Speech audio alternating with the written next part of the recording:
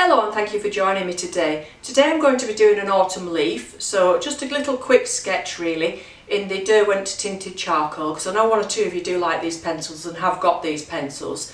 The only thing about them is they're quite muted colours, and because it's autumn and we've got all those lovely yellows, I wanted that autumn feel to sort of shine through.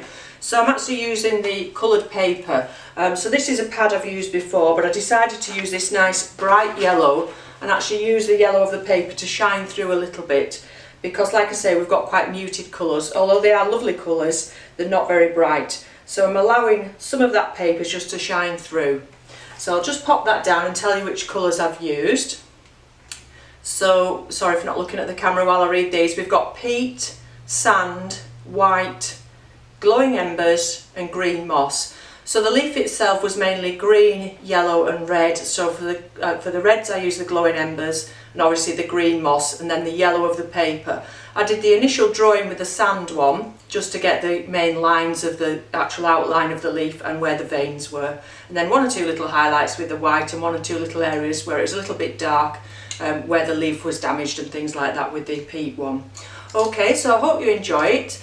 Basically the first layer I blended all that in with a paper blending tool afterwards, and then the second layer was just putting a little bit more detail with some sharper lines. So you do need to keep sharpening these charcoals. You soon lose the tip, you know, they soon wear down. So you do need to keep sharpening them if you want to have a nice crisp edge to them.